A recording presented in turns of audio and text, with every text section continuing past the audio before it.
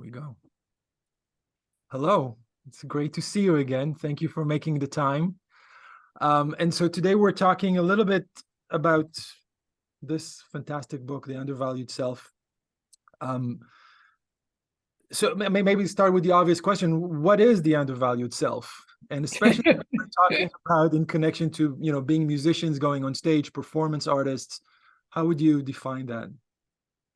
Well, originally, that was not the title of the book. I wanted it to be about the crossroads of love and power, which we've talked about before. The Right. issue of making and linking, the Right. fact that we all do that all the time.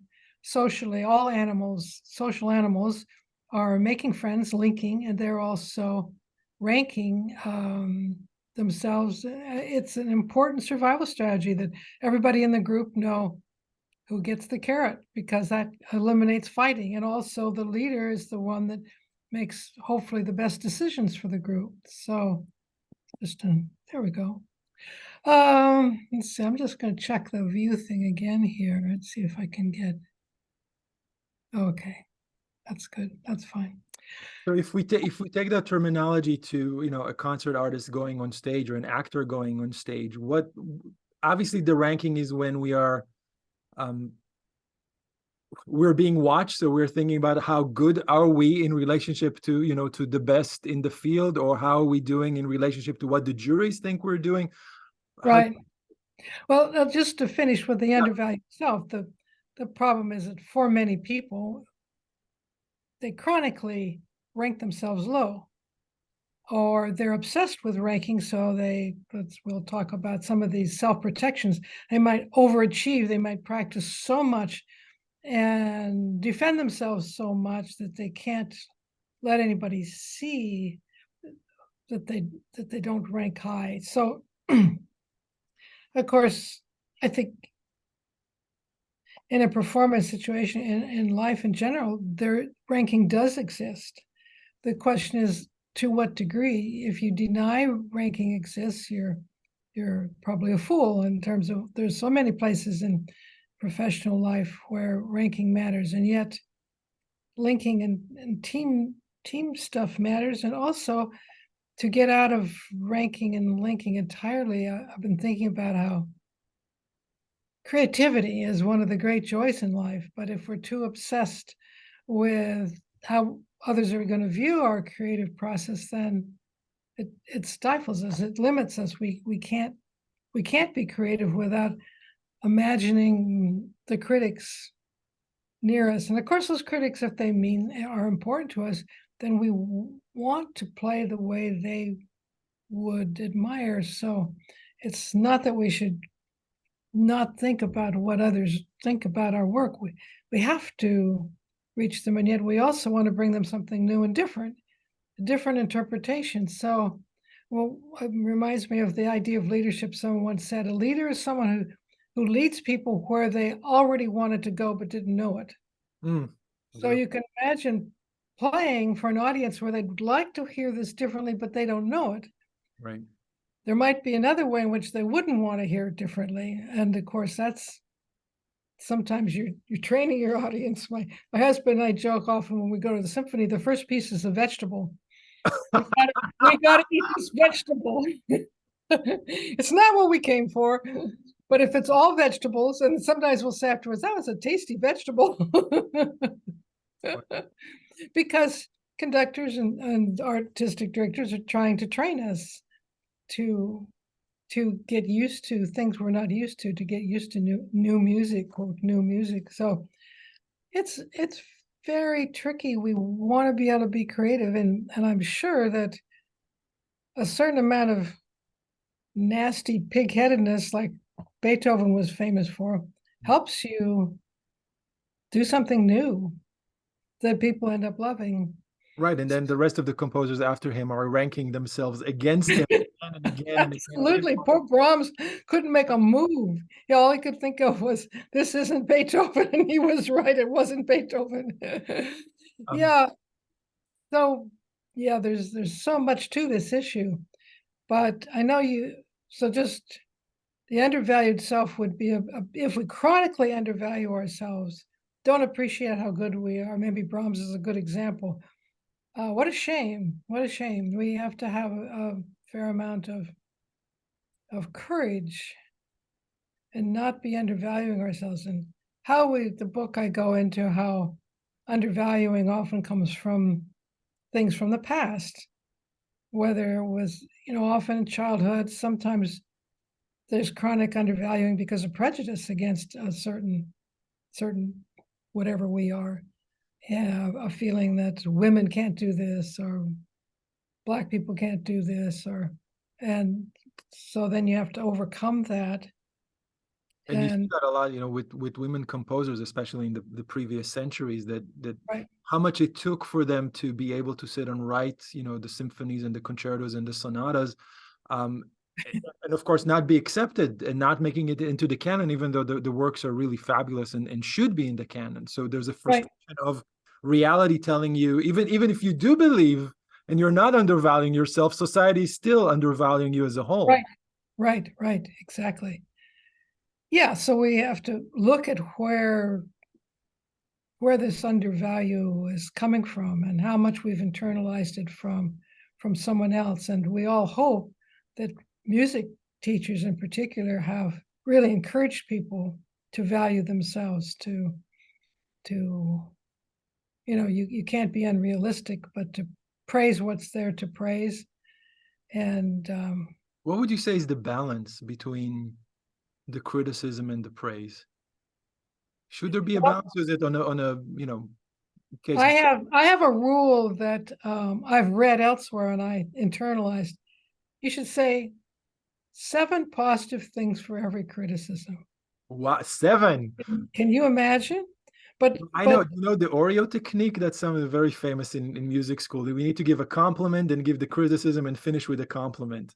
right, that's a good method too. And also, yeah, I mean, that's the idea. That's Hmm. the what I'm talking about is just more so. And obviously, it could sound overboard to someone, but maybe it's tricky using any kind of a formula because the other person is going to recognize there's a formula going on here and that this isn't genuine. I would wonder how much it would help to ask the person how they felt about their performance or before going into it, because some people are very critical of themselves and will catch what was wrong or even name things that aren't a problem. So we're kind of getting into the subject of how to give criticism. And it's important because, yeah, you were talking about, well, what was it like for people while they were students? How much of a critical teacher did they have and how that affected them? And the good teachers will know whether someone can take it or not. Well, I think that, the thing that I keep going back to is that the entire system is built in such a way that we're sitting here, especially when you're teaching, you're sitting in a position of, I'm here to help you get better. And so by definition, I'm going to point out to you the things that are not good. And if Right. we had 3 hours for every lesson, then of course we could do, the 7 positives to the 1 criticism. But because we're so short in time, the pieces, just the length of the piece is sometimes 10 minutes or more, that we end up going, straight to where it hurts. This is not good. This is not good. This you need to practice more. This needs this kind of help. And But so, you have an ongoing relationship with the person, right? correct. And it's that ongoing relationship that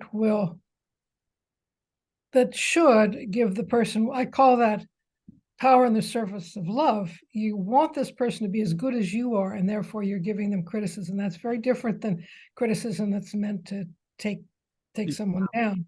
But you might stop and check in now and then and say, well, how's this feel for you now? You starting to feel overwhelmed? And see how much more they can take. And people who really trust you will say, no, this is great. This is really helping me. So I would think checking in would be good. And students who are getting overwhelmed by that process of criticism, you'll have to work with them a little bit to see if, first of all, maybe the question would be, how do you really feel about them? Do you sincerely feel that they're good and that this should be helping? Or do you feel deep down that maybe, I mean, it may be more on the edge for you? If they can take the criticism, if they can improve, then you're going to feel better and better about them. Well, I mean, the way I see it is that everybody's in a different place on the Right. curve. So somebody who's just starting to learn the instrument, of course, is going to need, certain level of instruction, as opposed to somebody who's been playing the instrument for 10 years. I think as a teacher, I'm really interested in seeing progress. Even if Right. it's school, if I see progress, then we are on the right track. If I see resistance, so I see somebody who's not willing to take the constructive criticism, then we have a problem. Yeah. But I guess I don't know if I'm repeating the question or not, but is it inherent in what we do that we bring everybody into a ranking situation just by the nature of the beast? That if somebody's playing a piece that we know, then of course we're going to think of all the other interpretations of the piece, or what's the ideal tempo, what's the perfect rendition of it. Is there something inherent in the way that we teach that is constantly pulling us towards ranking? How do you? I think teaching is always about rank. You want a teacher who's better than you, and you want to know your teacher's better than you. You go into the situation accepting the ranking, as long as you trust, you both have the view that you want the student to become your equal eventually, or not exactly playing like you, but your equal in the sense of having their own creative interpretation and their confidence in what they're doing, that they've learned all that they can from you, or in the allotted time. So I think you have to accept the ranking. But we talk about people being good sports. Um, that's linking within the context of, yeah, we're ranking, we're fighting this out, but you're shaking hands with me at the end means something to me. So I think when you put the bookends on the ranking as linking, being really, someone comes in to say, I'm really glad to see you today, I'm looking forward to this lesson, that is a linking. And then you go through all this ranking, and at the end you check in with them and see how they're doing, and that you care how they're feeling. So there's an underlying linking to the entire process that really changes the whole paradigm. Exactly. If we go into a jury situation, or we go into a orchestral audition where we're playing for our peers, there's not a lot of linking happening there, is there? Absolutely not. And there's this total difference. Absolutely not. No. There you have to accept that you fall back on all that you've done, all the practicing, all the learning, and then you just do your very best. You have to accept the ranking, and the jury has to be in that place so that no one thinks there's any unfairness, that anyone's being treated specially.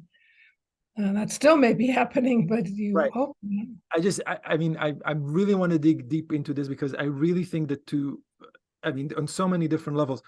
One, can somebody going into an audition situation move themselves out of the ranking? Meaning, I'm not going to concern myself with what these three people are thinking about my playing, because I can't control it anyway. So instead, I'm going to link to the music, to the composer, to my interpretation. I'm going to consciously shift my focus from the ranking environment to something that is more linking. I think a person should certainly consider that as a strategy. Yes. It might be the ideal strategy. It might be, maybe it depends on how much it matters to you in a way. And maybe that's something one has to look at is, okay, if I do my very best, and I do what I consider to be my very best, and they don't want me, so that's right. Maybe I don't want them. Right. And I think that a lot of, I use the term MPA, musicians performing anxiety, but I think that a lot of people who really get caught in it are going on stage in full ranking mode, thinking, I need to get a good grade, I need to get this job, they have to like me. And now we're completely off course, because it's really not about that. It's really about how you make music with your instrument. And so I'm thinking, is there something inherently wrong in the way that we evaluate people, that we're forcing them into a ranking situation? What if the audition was put them in front of a live audience, make them play, a wonderful concert, see how they connect with see how they are actually at their job, instead of in this sort of very cold, calculating situation where we evaluate how they ranked in comparison to their peers, or some mysterious ideal. So yeah. If you can get an audience to come and listen. Right. I mean, I guess a lot of times for the jury, it comes down to dollar and cents. They're trying to get the best symphony possible in order to get the biggest audiences and all of that. So they're being cold-blooded, and for those reasons, I imagine. Any competition, really, any competition that you listen to with contestants playing the same pieces, sometimes 20 of them in a row. I mean, the ranking is obviously inherent in the situation. You're hearing the same thing again and again and again and again, so it's unavoidable. So I keep going. So what kind of linking can happen there? Can we encourage these people to really find their own connection to the piece? Can we make it a little bit more humane, in the sense that we're not just constantly comparing them against one another, but sort of in a more, how are you doing today in comparison to what you can do on a regular basis? So instead of ranking them against each other, we're ranking them against their best selves. I mean, there's so many different ways that we can alter. I just think we constantly fall back into this routine of who's the best, what's the best, who's perfect. And I think Well, that I agree that fighting that is a great idea. Fighting that in oneself, I'm not going to look at it this way. Fighting that when you're having to judge, I'm going to try to look at it in a different way. But if one has to come down to one person, because you're required of that, I imagine, oh, it's it's painful. unavoidable. Yeah, it's Yeah, unavoidable. and often judges will say, "Well, I liked a lot of them," or this may just come down to almost a coin toss, or I had to say this because of this, but not, I think those things help competitors when they're told that they didn't win. We all know that the judging, like if you watch the Olympics, that people are coming up with different numbers on their little board, and they don't all agree. Right. But I guess the thought came into my head, would people enjoy it if there was no ranking? You Yeah. know, we Or would we try to improve ourselves if there was no ranking? Would we be motivated to go and try to do better than what we did last time? It's a little bit like one of the self-protections, right? The non-competing. We say, I'm right. just, Yeah, right. I don't care, right? I'm not one of those people. I don't compete. yeah, I mean, No, I guess the issue is whether people want to listen to you. That it's not whether you get into the orchestra exactly. It's whether you're a performer is performing for an audience. Of course, often an audience is not appreciative of what we're doing. So then we might be performing for our own, but I still think there's a ranking in the sense that we know I did it better this time. That was my best one yet, and why wouldn't we do that? If we didn't do that, we really wouldn't improve. We really, even if we're just doing it for ourselves. right. So it's essential. I think we're saying that both the ranking and linking are absolutely essential Hmm. to us, getting better at what we're doing, but also at, having meaning in the actual occasion that we're linking to the music, to the audience, to whoever's But listening. then the thing that we're talking about is when you're preparing someone to go out and be in a ruthless ranking situation, how do you do a good job of that? That's a different subject, and how you prepare yourself to go out into a ruthless ranking situation. Right. It's a lot about philosophy, a lot about confidence, Is there such a thing as overvalued self? Yes, and that was one reason why I didn't want that title, because I did want to address people who overvalue themselves. And actually, it turns out that most people think they're better than other people, which is impossible. Huh. So most of us have pretty good self-confidence. And sometimes it's a problem of being realistic, and that's when it happens. Sometimes when we're in a jury setting or whatever, and we realize, well, I wasn't as good as I thought I was. Right. Those those are valuable moments too. And I've been a writer for 50 to almost 60 years. Yeah, sure. Starting writing in high school. And I really have learned that I totally value criticism.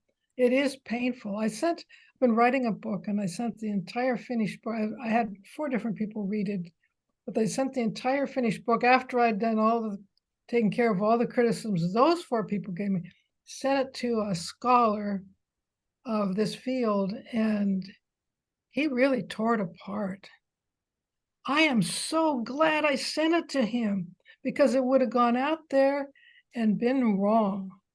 So I had a bias I didn't realize I had. It was just wonderful. I felt good at the time. One of my first thing about criticism, though, and taking criticism, is give it 24 hours. Try not to respond at all for 24 hours, Mm. because all of the emotions that come up, I've worked so hard on this, and I made, if I might have just reacted, well, he really doesn't know what he's talking about. And there were some things in his criticisms that I said, well, I can't change that. I'm sorry, I can't change that. But um, for the most part, I've really learned that criticism is super, super helpful.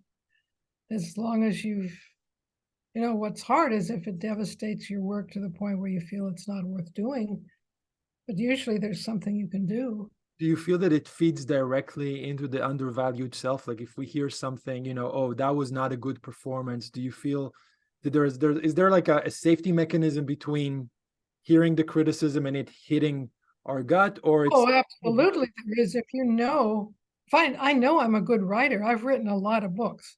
I know I can write. It's not the criticism of the writing, it's the criticism of the content. And the content, it's not, I don't write things that are just my opinion. I try to research them, but sometimes I miss something, or I get the whole thing wrong. And so getting it right is my desire for my readers. And so getting somebody to critique it, it's just like getting a peer review on an academic article. You really appreciate the criticism. Now, sometimes then they recommend, don't publish. This isn't good enough. Sometimes you get a revise and resubmit, which is a really good thing. You get all this great feedback, and you get a chance to correct it and send it in again. And the editor is somewhat obliged to really pay attention. If you correct everything that all of the reviewers criticized, it's the best of all possible worlds in a way, except they think it's wonderful and there's nothing left to do, but that's very rare. So feedback is a gift depending on who it's coming from. So my second point in my mind is look at who you're getting the criticism from. Mhm. And even a jury of 3 people judging do you know these people? Should they be respected? When if they ever commented, do you respect what you heard?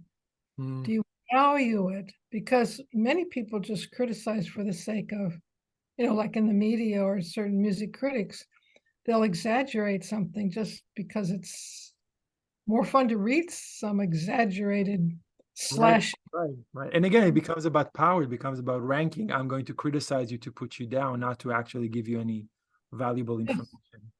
And you'll see people in academia and elsewhere making their whole professional name on tearing somebody else down. Here's a theory, I can smash this theory. Here's a book somebody wrote sincerely, but I see holes in it. And there's always holes, so if that's the kind of person that you're dealing with, someone who sort of makes their reputation on tearing people down, you definitely don't want to be too affected by them. The trick is listening for the thread of truth and whether there was any truth in it.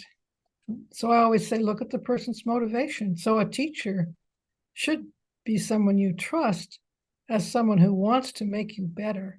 And the only reason they're saying these things is because they see real promise and they want to bring out the best in you. It's just kind of obvious that you have to look at the motivation of the person and their credentials. Do they really, when your students hear you play, do they want to play like you? Do they feel, wow, I'd sure like to be that good? Or maybe not play like you, but just have that level of competence. It has to be, if it's that on that basis, then criticism can be a joy. And I imagine many of your students who've gotten to know you and trust you are just thrilled for their lessons and to get your feedback because they need it so much. And you said that other times you see resistance, and maybe that's something we should talk about. Yeah, and of course that ties into the six self-protection. So Right. let's dive in. What are the six self-protections? Well, I like to point out that all of them could be truth statements. It could be true, but usually they're around shame. And shame is one of what's called the social emotions like pride and guilt and embarrassment. And shame, if you look in the brain, when we're feeling shame, it's as painful as physical pain. It's intense. And it means emotionally, not that I did something wrong, that's guilt. I didn't practice enough, that's guilt. Shame is, I'm a terrible person. I'm a terrible musician. There's no hope for me. Hmm. And it may be a moment we may get over that feeling, but it's deep.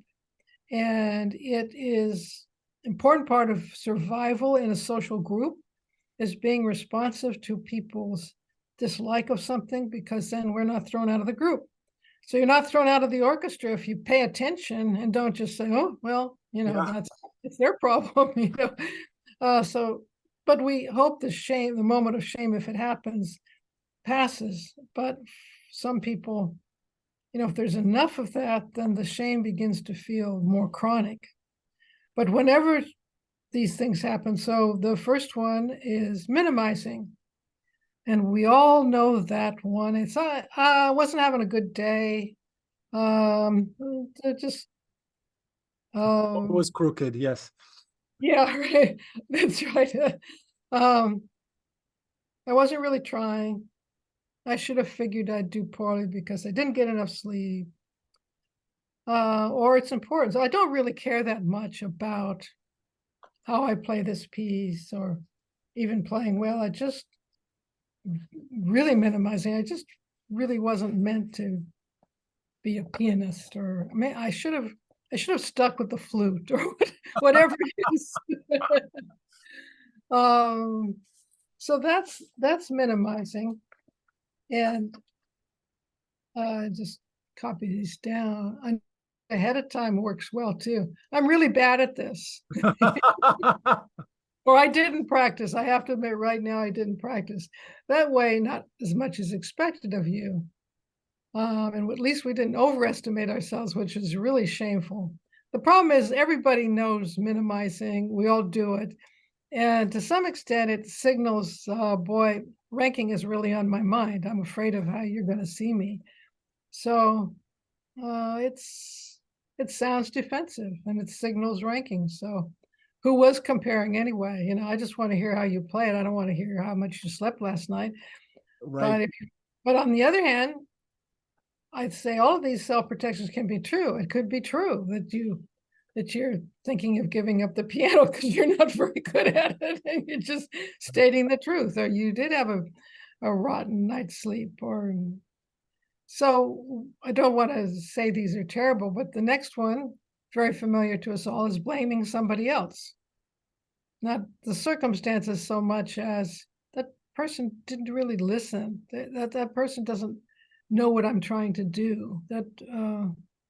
that person's trying to put me down. And again, sometimes there is somebody else to blame. We don't want to just forget that's possible, but I think it's a big problem, especially if we've had a long history of being treated unfairly. For instance, prejudice against you, then you're beginning to hear it even when it's not there. Like maybe somebody has no problem with a woman conductor, but there actually was a problem with the conducting that, but the woman doesn't hear the problem with the conducting because she's so sure that it's coming because she's a woman. So that kind of blaming others, if it's something we do a lot, we have to watch how much truth there is in it. Then this non-competing thing is basically I'm not interested in ranking. I'm a linker at heart, We're a team. You're doing I it don't for fun, care. right? Yes. And it's and I think it's nice when there's some truth in that. I don't care what they say. I'm going to play this my way. And sometimes that's just right. Then there's overachieving, and I think That's mine personally, just uh, confession. trying so hard that you can't possibly make a mistake because you've been trying so hard. And when it's realistically done, I wrote this would be the best solution if it were realistically done. The more you practice, the better you play. And I really, but the problem is overwork can also burn you out. Right. There's no self-care or there's no caring about anything else in your life. The other people you should care about, and that they're just not in the picture. At what point is it enough? At what level? Right. Yeah. Exactly. And I don't think there's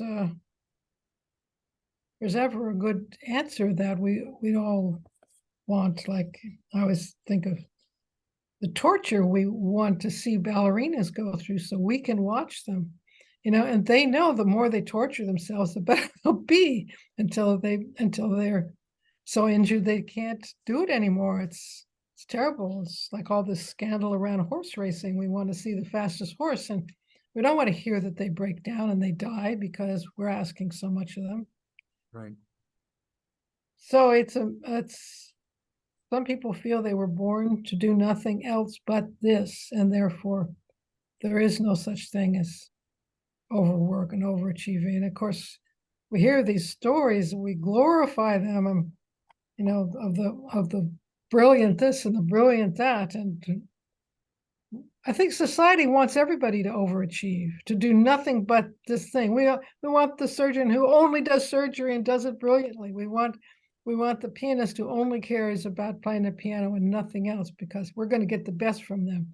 So that you have to realize we can be chewed up by the desire of society for us to be brilliant. On the other hand, that may be all we want in our lives is to do that. I think it goes deeply into one's values, deeply into one's values. We know how many people burn out and die young because of it, and yet we're not glad they did, but we have gifts from them that they gave us because of that. So there But is even that. the simple idea of, no pain, no gain, which I assume that in certain situations, maybe that statement is true, but I know that when I was starting to develop a hand injury, and I came to my, wonderful teacher, Julia Veda Kaplinsky, and the whole idea of pain was tossed out of the window. So like, no, you just have to move your hand this way and then it doesn't hurt. My brain is like, what? Oh my God. Yes, there are solutions out there. The no pain, no gain as a motto is really antiquated. It's not true. Toss it out the window. It has no value. But it took somebody who had information to challenge that belief for me to be able to make the switch. Yeah, that's. I think that one, the number 4, I think for most musicians is where we get into trouble, because we're so scared of the criticism that we're going to do everything we can to avoid it. We're going to practice the long hours. We're going to strain our muscles. We're going to fatigue ourselves. We're going to go on stage basically crawling on all four, but at least we worked hard, so nothing bad can happen. And of course, that's false too. You being tired might be jeopardizing your concentration skills, and now what are you going to do? Yeah, working smart, huh? And that's where it really helps to have a mentor who can see when you're overdoing it, Yeah. can see that that's not going to produce results. Mentors are such blessings, and maybe that's one of the really important things around this ranking and linking is finding someone you can just keep looking for people that can be trusted and who really know what they're talking about. Yeah. I went to a physical therapist. Yeah, you just go and they give you a physical therapist. This person said, "Oh, well, all of this is from overuse. And you just, at your age, you're going to have to just slow down. And I want you to take a week off and rest everything and then do these simple exercises and come back." But there was another, she had to miss, and they gave me to another person. This man who I said, I just would like better explained what she's doing. He said, "I'm glad you asked because I think she's doing everything wrong." Ah, that's great. My shoulder, which was hurting, he took it and he mashed it. Oh my God, it was so painful. And then he said, "Now do that again." It was easier. He said, "You just got some stuff in here stuck, and I want you to do, these exercises every day for 2 weeks. Make it do the heaviest weight you can bear, and let's see what happens." And he said, "No, don't stop hiking up hills." "Okay, so it hurts. Take an Advil, just do it. Stay active." And that's what I wanted to hear, I have to say. But um, it's very hard to know how much is too much. It's very hard. He may be wrong too. You have to figure it out for yourself, and that takes experience. But he had 10 years of experience, and the other person had 2 years of experience. And I think something was being projected upon me about my age and all that, which I just didn't want to accept. But boy, I'm so cautious about who I let advise me. Really. Important. And I think especially when you're younger, I mean, a lot of Hmm. people start playing the instrument with their young children. They don't have the power to say, "I think I want a second opinion about how to play that." So, uh, Right. you get to your 20s, and by then, I mean, it's all what's constantly is amazing to me. Like, it's all tied together. Hmm.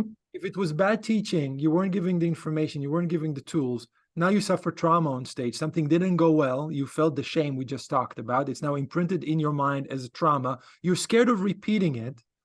Hmm. Are you going to go for another spin, or you're going to allow different information? You're going to try something different. It Hmm.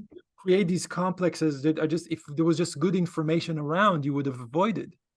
Right. But of course, now you're ranking yourself lower because you had a bad experience, and so we go into this, merry-go-round of, again and again and again. Greater anxiety and greater shame, and maybe making excuses.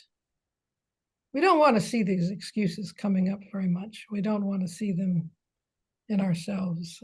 We want to see solutions. When we fail, we want to see wise solutions, either better teaching, or this is not for me, or um, let's try it another way and see if I can do it. It does take confidence. Yeah. Okay, we Conf- have two more self protections, right? We have overachieving and sorry, we have inflating and projecting. So yeah, inflating is really overvaluing yourself to the extreme, and it's the defense of narcissism, which we don't see this very much because these people usually don't last. They get found out. But if you I convince could think of a everybody, certain president, but yeah. Um, if you can convince everybody that you're wonderful hmm, and use these other self-defenses of blaming other people, then you might be able to stay on top. Um, it's a lot in your bearing, but it's usually protecting against knowing that this is fake. It's not always, but it's not a self-protection if you really truly believe you're that good, and you can convince other people that you are, or it's really true that they just are not capable of valuing the talents you have. That can happen, but then that's not really a defense anymore. That's just how things are. Projecting is one of the most primitive of defenses. It's when we're doing something wrong that we're really ashamed of, or we have a flaw we're ashamed of, and we can't admit it. We cannot admit it, but we are obsessed with it, so we see it everywhere. Mm. And I think ranking could be such an obsession where everybody's competing all the time. All they're thinking about is who's best. I don't do that. But it's projecting onto others. I like the one. I hate people who judge other people. It's in the statement right there, right? It's right in the statement. And we all have these little, if you look around for the thing you most dislike in other people, it's the most that you most dislike in other people. It's probably something that you totally dislike in yourself, and that it's there. So that's a little tricky one to think about. Like, what is the thing that drives you craziest?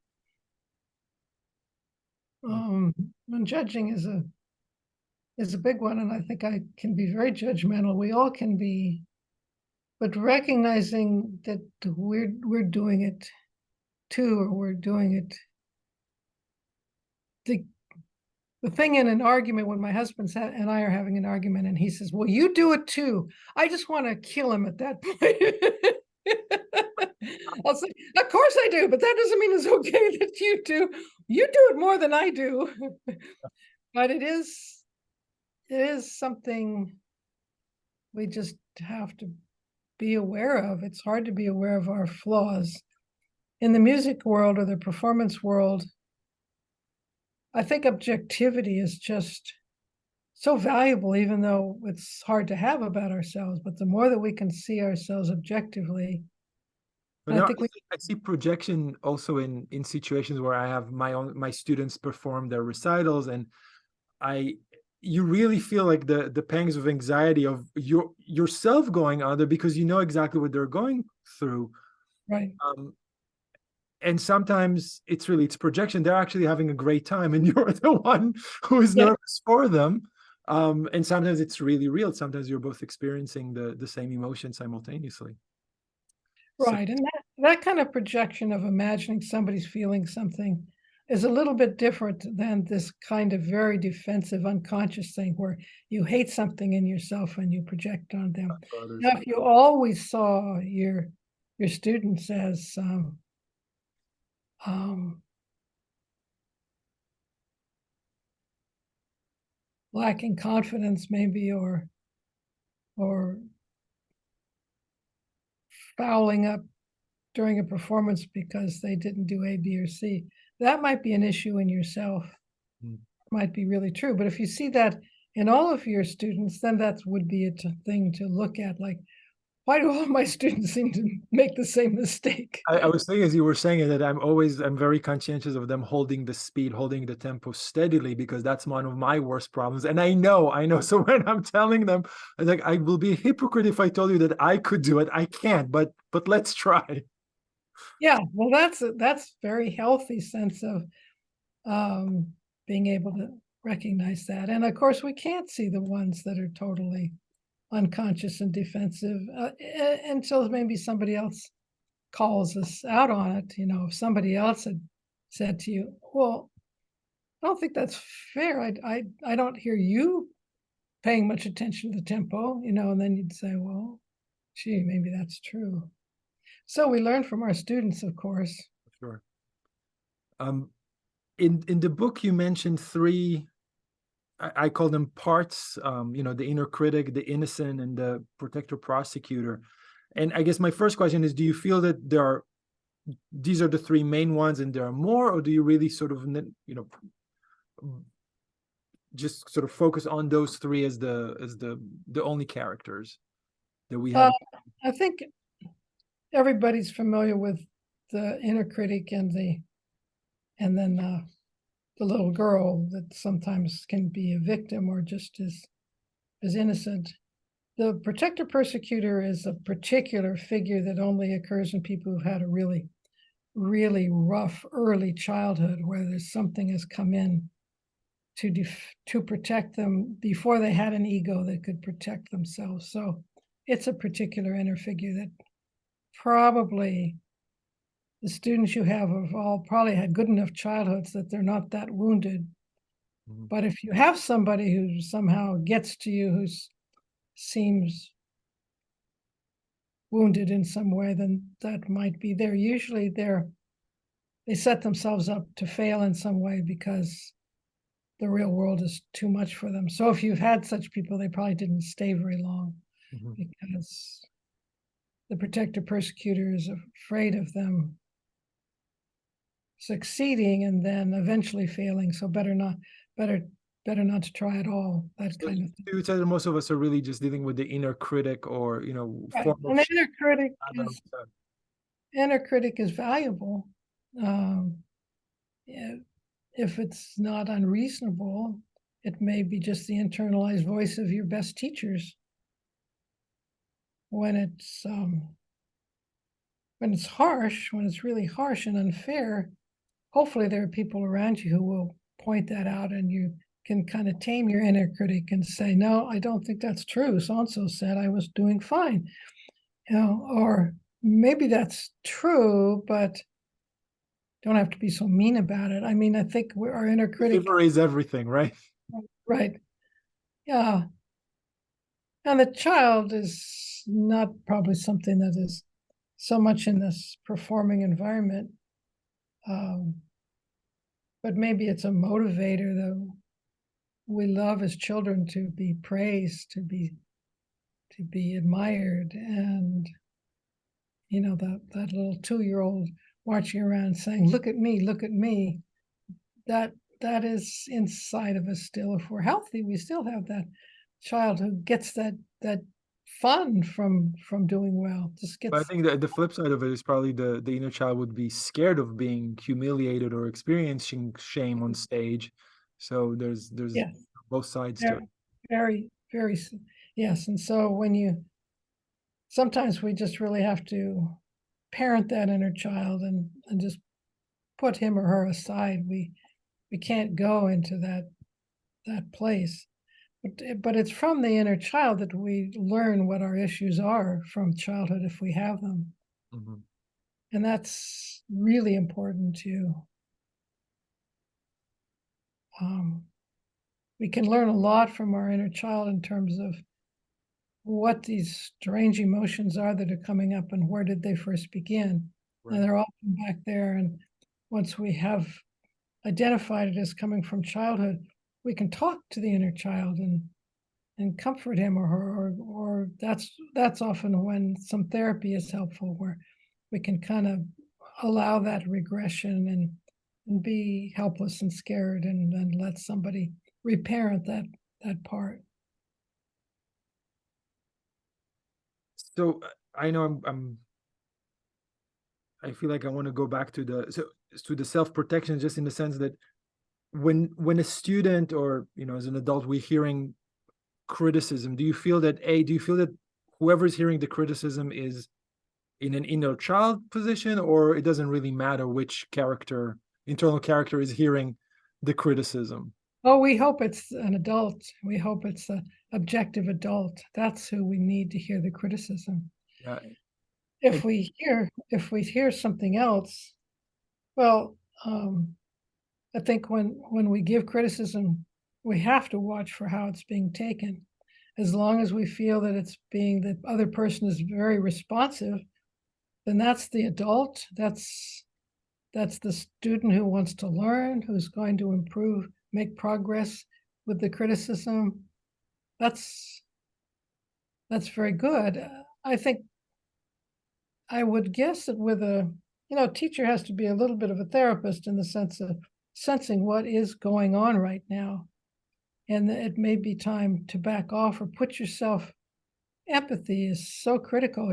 Put yourself in this person's position. What's been going on for them in the last 24 hours or the last hour? How much criticism can they take in? How much is this changing their whole view of themselves and how they play?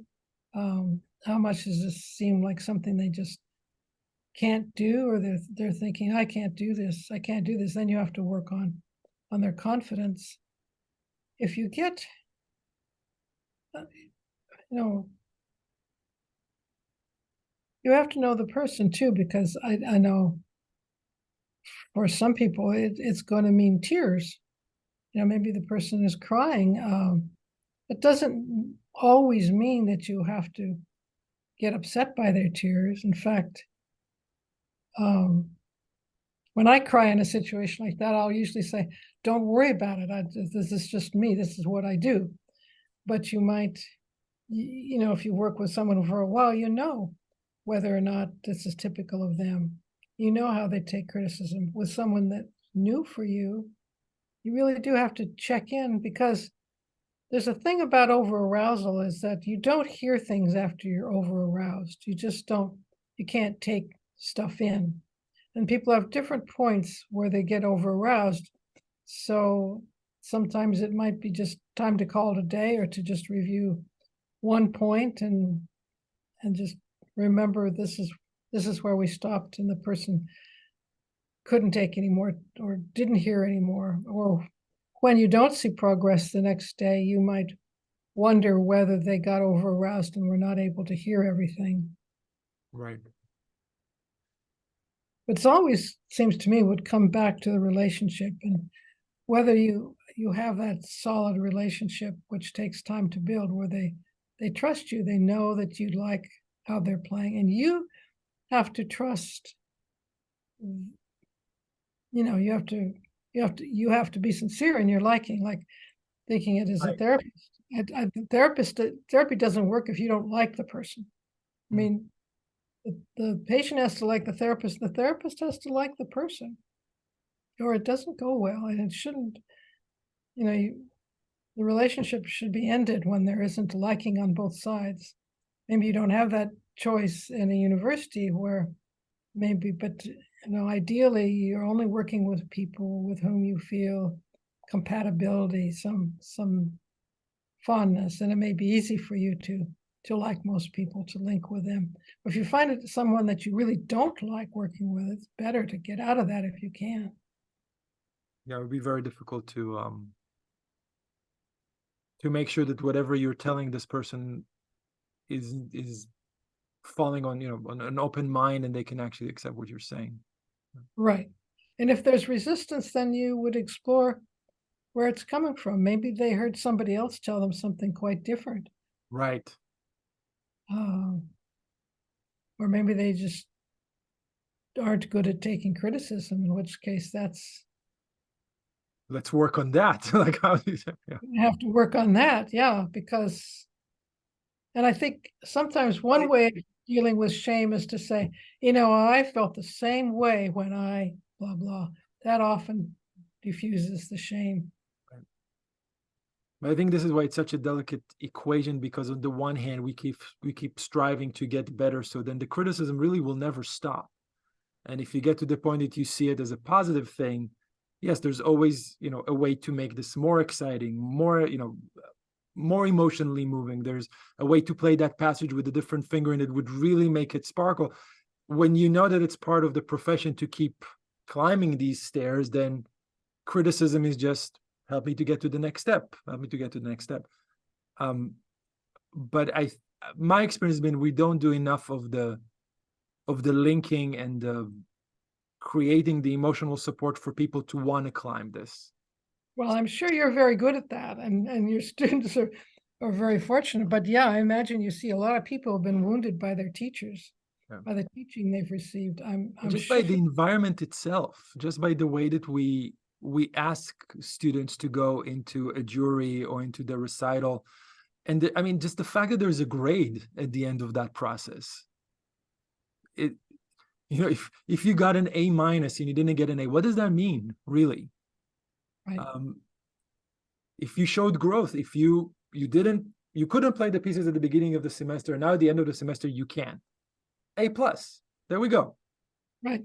But well, you missed that point and you didn't do the tempo just right and stylistically and the pedaling, and now we're nitpicking, and the whole thing again becomes about. I actually had students, who are very concerned about their GPA tell me, what can I do to get a better grade? And my response was, you have to like the music more. Because if what you're concerned about is the grade, and we're really talking on parallel, lines, and you're not hearing what I'm saying. But I really think that something is inherently flawed in the way that we try to teach people to be better musicians. It is very focused on what's wrong instead of how do we build an interpretation? How do we create a whole musician that is happy to go on stage and share the music instead of being terrified of what grade they're going to get? I wonder if there's a way to talk, since that's a specific thing in your setting, about the grade. What you said is that your standard is how much progress they've made, which has to do with how much they've listened and accepted criticism. Right.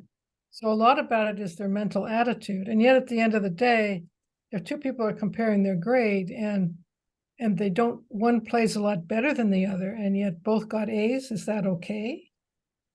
Or they can't play the piece. They showed progress in which they really couldn't. Now they can a little bit, but they still can't. That's what I mean. Yeah. Do they both get A's? Because they cannot. I mean, not in the system we have right now, because that's unfair.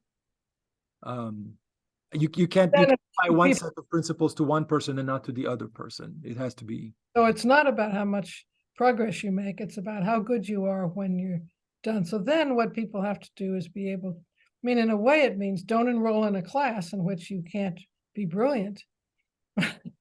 Then how would we ever learn anything? Yeah. Right. My son went to Harvard and he wanted to learn Latin, so he took beginning Latin. But all the students at Harvard in beginning Latin already spoke fluent Latin, and they were fluent in it, and so he failed. So he never should have tried Latin, because that was not the place to learn Latin. Maybe on the internet or something. So when students enroll in a class, you have to have a sense, but then it really does turn. Would you give everyone A's? You don't have to grade on a curve. The way I personally do it is that it's these two parameters coming together. How much did they improve throughout the semester? And at the end result, when they presented the piece, how well did they do in comparison to a solid performance of the piece? So it's these two variables combined. One is absolute. This is good enough for a student in this class. Correct. It's good enough, or it's even excellent, versus improvement. Improvement just doesn't. Running third in the Kentucky Derby is still running third, right? Yeah. So students have to be warned, I suppose, in the beginning that you've come into a class where even if you make a lot of progress, you're not going to be probably. Right. Is that okay with you? And that has to do with how the class is described, I guess, and presented. Right.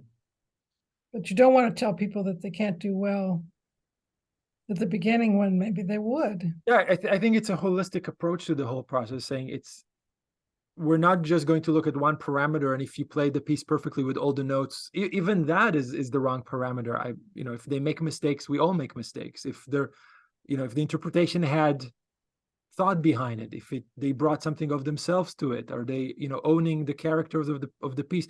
Are they showing some poise on stage in performing and at least seemingly enjoying the process of making music? I think that's important too. But I know we're sort of running out of time, so I don't know if you have anything you want to say to conclude this discussion about musician, undervalued self, the linking and ranking. Do you feel that there's some tips or advice that we can offer people listening to this that we haven't so far? I mean, obviously be in the moment and know who you're talking to. We mentioned that Mhm.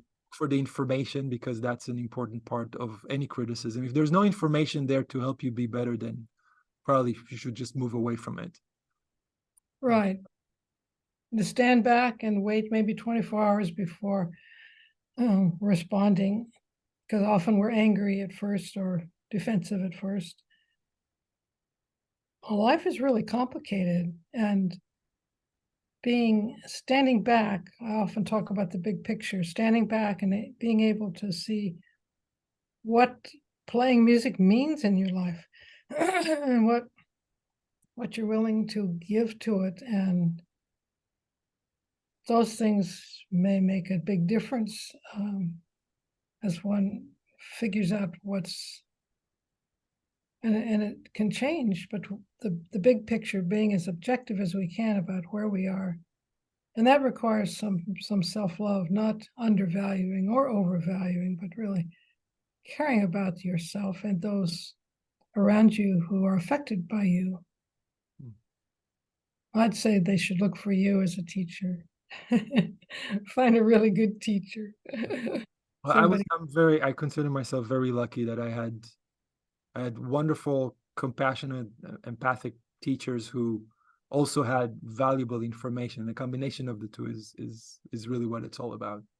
Yeah. Showing you that the first step is obviously receiving the criticism and saying, this could be better, but then giving you the tools to, well, what do I actually do to get this to be better?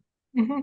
Um, and I mean, and I would include you with this, with this incredible book as a teacher, because I think this terminology, especially the linking and the ranking, really opened my mind to seeing that a lot of the experience we have when we go on stage really boils down to we are just obsessed with ranking. We are Mhm. taught to be obsessed with ranking. In order to succeed in life, we need to deal with ranking. It's all about auditions and juries, and whoever is hiring you for the next gig that is doing the ranking, in the industry against your peers, it's unavoidable. And I think that's really important. We accept it and we acknowledge it, but then we make a conscious effort to shift to, I'm just going to go on stage, smile to my audience, connect to the music, and try to have the best time that I can. Because at the end of the day, I'm really not controlling the ranking. Um, well, thank you for making the time again. I Oh, hope it's yeah. not the last time. I hope there are going to be more. Oh, Um, it's a pleasure. I love the way you dig deep. So then I get to dig deep. I love questions. I love being pushed in every direction possible because it doesn't worry me. I don't mind saying I don't know, but and there's uh, so much more to wonderful. discover with this terminology for sure. Yeah. So I'm going to say goodbye. I'm going to stop the recording, and there are going to be links below. So keep in touch. Okay.